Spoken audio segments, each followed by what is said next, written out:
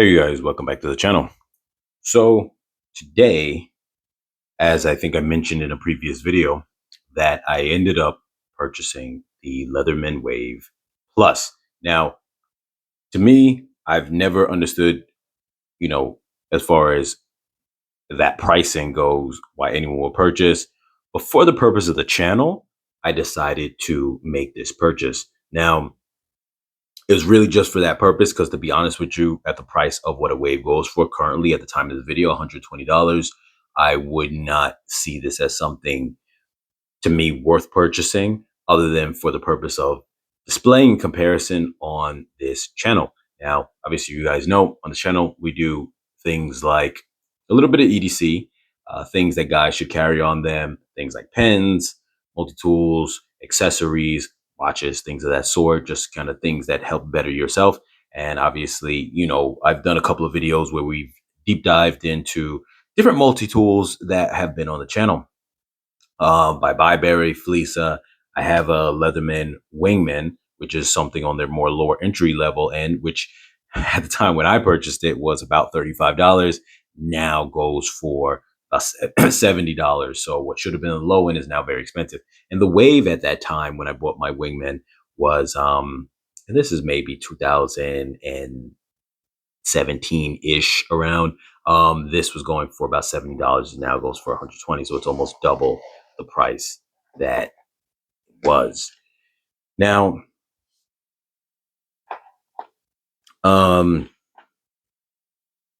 same standard case as always. I actually am I really like these cases a lot.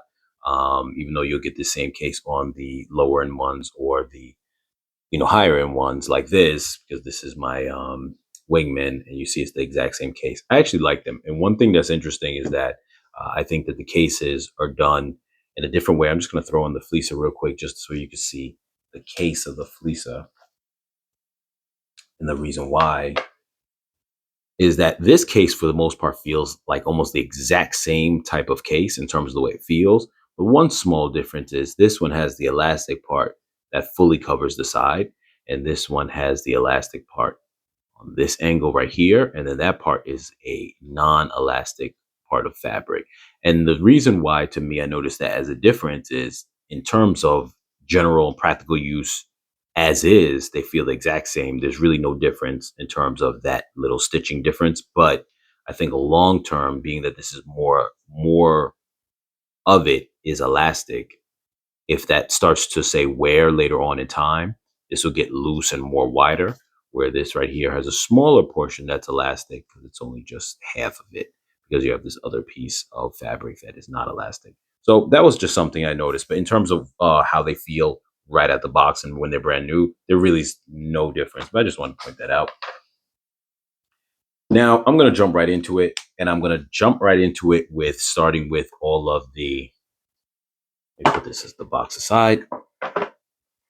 I'm going to jump right into the positives first, because to be honest with you, there are a lot of negatives to me. And that negatives is not necessarily negative in of itself. It's just negative in relation to the price. So one thing I notice versus, say, the some of the other multi-tools, but specifically I'm gonna really aim right now in my comparison. I'm gonna do a separate comparison video, but to other multi-tools that I have, but specifically talking about the Fleesa as one of the main ones I'm going to compare to.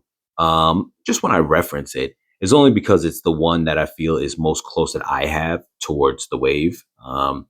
And when I look at small details on it, like I said, I'm going to really do the back and forth in a comparison video. I'm not going to do a lot of that here because that's going to be a separate video. But when it comes to small aspects of it, I noticed that some of the finer details on the tool you do see kind of stand out a little bit. The metal works here looks nice in terms of the brush finish.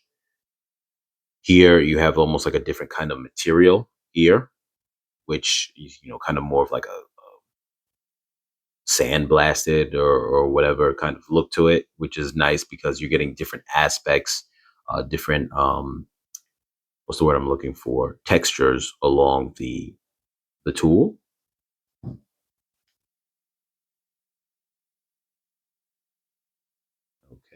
Just taking a look at the Fleesa, even the buttons here, they come out a little bit differently the way they're engineered, because they come out this way and they extend almost like a T shape.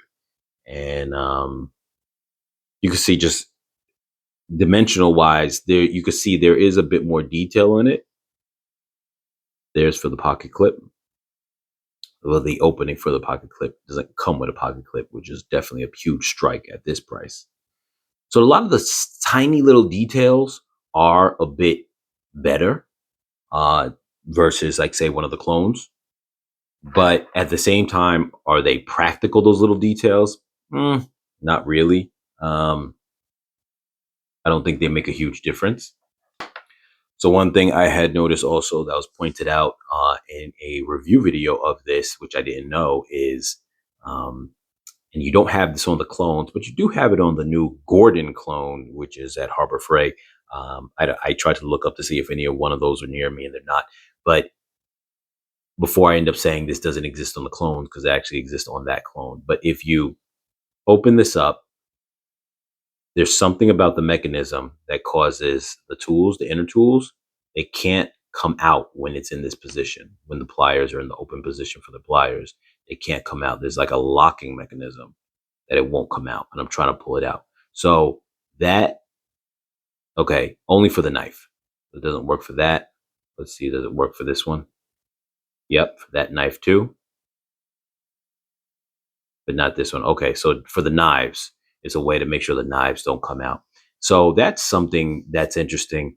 Once again, small little details that I will admit that as I have this tool in hand, some of the finer details are a little bit more, impressive in terms of versus like a clone. Small details. So you're getting a little bit more, I would say, craftsmanship into it. But nonetheless, we're pointing at the positives right now. I'm going to point to the negatives in a few. So also, that what you see inside there, that kind of inner pieces right there, are definitely a little bit more complicated and intricate than the ones that would be on a clone. Um, that area there. Let me see something. Checking out something off screen.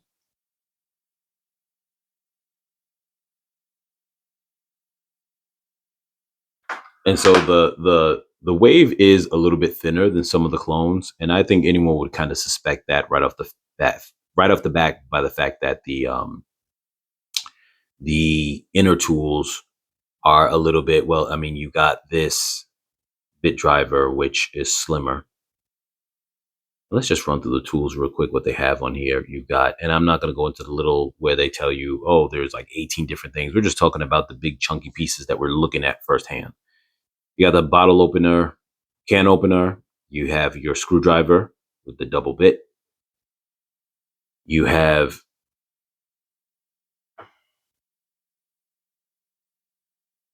here, pull all these out here. You got the scissors, which the scissors actually are pretty nice, not in their size.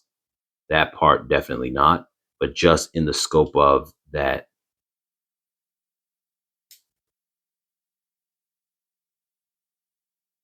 That the spring piece here is very bulky and it's not going to end up falling out of place. Whereas I've mentioned before on Gerbers, actually have that to be a decent flaw, I feel, is that they'll make this like a little round, um, like cylinder piece in terms of its shape, for lack of a better word, at the spring. And a lot of times what will happen is when you're going like this, it can end up falling out of place and then going underneath the spring. And then now the spring, because it's kind of slightly bent outwards like that way, it will never get back this way. And then it gives you a problem. I had that happen on my suspension. And since that time, I can never get it to be normal again. Um, Other than that, you've got your flathead screwdriver. And then you've got your micro screwdriver bit, which is flathead, and then Phillips, which pulls right out. Which was funny because at one point on the clones, you didn't have something like that, which felt like the only time you would get that, you have like a basic small non replaceable or removable flathead screwdriver, micro flathead screwdriver. And so for a minute with the clones, at least I had the understanding or interpretation that, okay, to do something like this on the clone would be a little too sophisticated because it's a whole, little mechanism and whatever the case is. But as seen on a previous review of one of the Byberries that I put on the channel, the latest one that I bought, which actually was just a couple of days ago, um, it has this same their own interpretation of this. So at that point, that's gone out the window now too, in terms of saying like, okay, well, they can't put a replaceable or alternating micro screwdriver like is on the Leatherman, because that's a little over the top for that price range. That's now debunked as far as a thing, if anyone was thinking that. So here you have the three tools, and then here you have the two tools here. And then obviously you had on the inner part, let me switch the angle up a little bit so we can get a better view on this tool. Okay.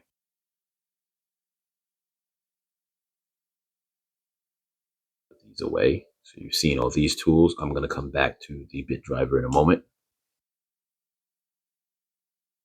Obviously, you've got the whole replaceable wire cutters, and they are different than the ones that are on, say, like the clone, like the Felisa. Now, enclosing this feels pretty tight because, but what I also noticed too is when I close it, these portions right here, they kind of rub on each other. So hopefully that won't cause an issue in terms of long-term wear or anything like that. But when I'm taking them apart, they do rub, those two pieces. Now you have your serrated blade, your diamond file or file, different sides, diamond file side there and regular there, if that's called regular. And then it also has a side on that end. I think some of them will come with four sides on some of the clones. Well, that has three. So this knife out of the box is very sharp, very sharp, and that's cool. I don't, obviously they say that the steel in this is, I think it's 420 HC, if I have that correct off the top of my head. I'm not one of those people who's very familiar with the different steel types and whatnot. Some people say this is an okay steel type that's stronger than the clones, but not by much. But it's also not considered really strong steel because they say it's very easy to sharpen. So compared to ones that are a lot more harder that you can't sharpen, this is considered a little bit easier to sharpen. Either way, like I said, I'm not too familiar when it comes to that kind of stuff. So as far as I'm concerned, the only thing that's really standing out for me and just regular basic use around the house or whatever is that it's very sharp. That's the pro right there. Um, and here goes your saw. Nothing too special about it, just regular basic saw. Cool. And that's pretty much all the tools. Now I'm going to rip into the negatives. Like I said, the positive to me was just the little detailing of it seems a little bit more like a higher level of craftsmanship. It's almost a certain level of elegance to it. It's almost like a certain level of like an artistic piece in terms of the way it's done, like little things and just the transitioning of different textures and whatnot. But obviously, it's a multi-tool and it's not really made for that, even though, it's nice that you have that as a bonus. But that's not really what matters because you're going to beat this up, you're going to throw it around, whatever the case is. So now let's get into the things I don't like about it. And everything is reflective of that price.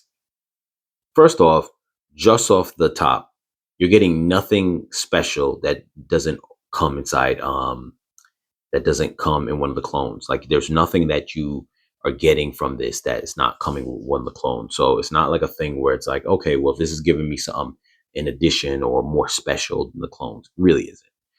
That's one. Two, as everyone always pointed out before, that the bit driver is they say that they're soft and whatnot. I haven't used one of these, but I'm going to take people's word for it when it comes to that. I don't know.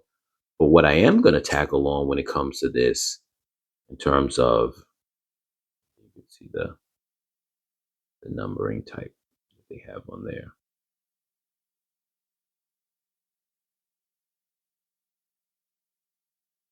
There we go. What I am going to get on about this is, one, they say that they're not very much available. You have to get that big kit, and that's the only way to kind of replace it, which is like $30. So if you lose this one, you got to pay $30, which is stupid. In addition to that, look at this thing. Look at this flat piece of paper. That is not a that's not a drill bit. I don't know what Leatherman is has created. They made their own thing just so people could have to stick with their own thing. Maybe at one point in time, maybe many years ago, when I don't even know if this is true or not, but maybe many years ago when multi-tools, they didn't think to put in full size screwdriver bits. They had the mentality like, okay, well, at least we can throw in a kind of partial bit, and that's cool. But we've gotten to a point now where this is the size of the bit you want to see inside your tool. And two things. One, for this price, you're getting a flat bit, which is just insane. And I used to say too that that bit is probably just as thin.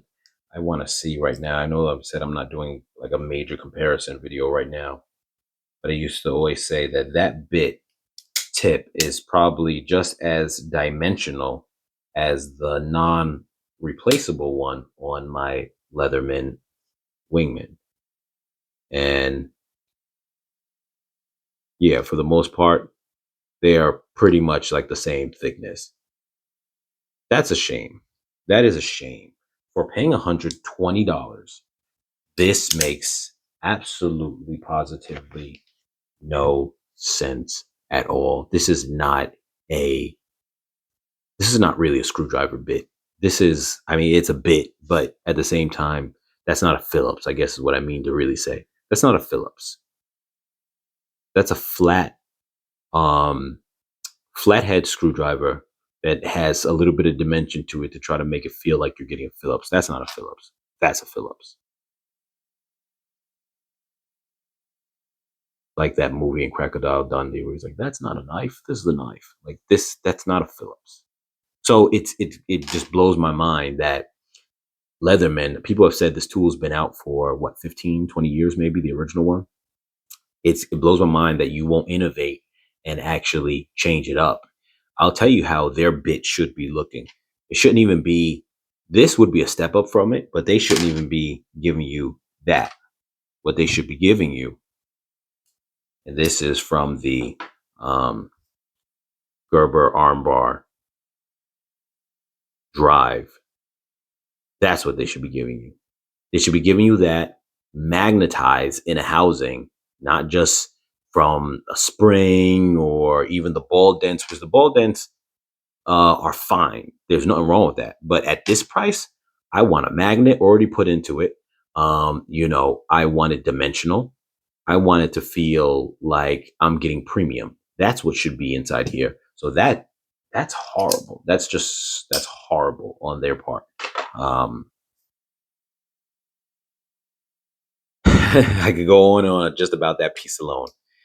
In addition, like I said, it's just at the price that it is, it's just really not worth it. It's really not worth it. And that's my thoughts on the tool. I'm not going to stretch out this review any longer, this unboxing and review, because I'm going to do a separate comparison video where I'm actually going to compare it to the other tools that I have and kind of just see how it stands up to them. But generally speaking, yes, this right here is it's just not worth it. And that makes it just really bad for the price. It's really bad. There's no way around it. Now, some people might say the quality is better, it'll be longer lasting, and you got the warranty.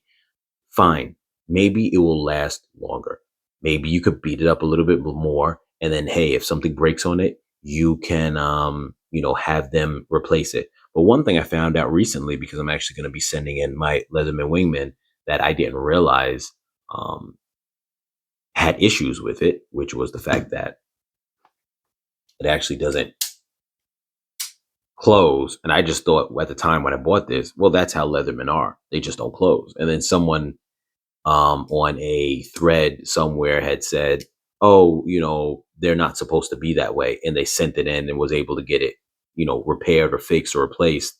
And I'm like, oh, I'm thinking to myself, I just thought they were always like that, because how would a tool come like that from one of the top brands? I just thought they made it like that. I'm no expert. So I'm going to be sending that in. But my point that I was going to get at was the fact that, um, for this brand and the warranty and all this other kind of stuff like that, but you still have to pay for the shipping to send it in. So this whole warranty is not even free. You got to pay for the shipping, which is crazy. So to be honest with you, even the warranty part kind of sucks. They'll replace everything on it in certain things, but you're paying for the shipping. So it's almost like having a deductible uh, in an insurance plan. In addition to that, the fact that you could have maybe 4 times a fleeca, you could have 4 fleeces for this, or 4 any of the clones, whatever the case is. I just pointed that one out because that's the one I have that's closest to this. To be honest with you, I don't think the warranty surpasses that. The fact that I can have 4 of those, and if something goes wrong with it, cool. Like, I got 3 other ones that are backup. And if something goes wrong with it, it's probably just one aspect of it, not the whole tool. So it's not like I'm losing out. I still have 4 of those tools. I can have one in the glove compartment, one in the bag, one in wherever at the house. This one tool, $120. That's just insane. And I'm going to close it out with that, you guys. Do I think it's worth purchasing? No, I do not think it's worth purchasing. I would never recommend it. I think there's a lot of fanboys, and I'm not trying to knock you fanboys out there, but I think there's a lot of fanboys who just like it because it's the name brand, the fact that they paid so much. But in all honesty, I do not think it's worth it. It's definitely not worth the purchase at all. I would never recommend anyone to buy this. I don't think anyone needs to go that hard. And I've seen other people on other channels who say this all the time, and I actually 100% agree with it, that for a multi-tool, every other multi-tool that is similar to this will do, for the most part, most of the same things. If you get into the point where the other multi-tools that you're using is breaking, and this one right here is maybe slightly more holding up, even though maybe it's getting scratched up, beat up, but like you do a certain task that maybe breaks the other multi-tool, and this one's on the verge of breaking but barely gets out of it without being destroyed, or maybe even if it does, you got to send in the warranty. At that point, you're probably not even using the right tool. If you're using a multi-tool to the point where it's going to break, just use a dedicated tool at that point. You shouldn't have to push multi-tools to that limit. I know it's great to say, oh, it can handle that, but at the same time too, I don't think there's too many tasks that the other multi-tools will not handle that this one can handle and those can't. That's the point I'm trying to get at. I don't think that there would be that much of a difference that a person will be like, no, my wave handled it, but my wave clone couldn't handle it, or my Gerber, whatever it is, whatever brand it is, whatever, my Byberry, it couldn't handle it, but my wave, my Leatherman was able to handle it. I don't think that you'd really have that be the case that much, very rarely. And like I said, if that even was the case, is it really worth for the 120 you spent on this? So with that being said, you guys, like, share, comment, subscribe, and I'll catch you guys in the next video.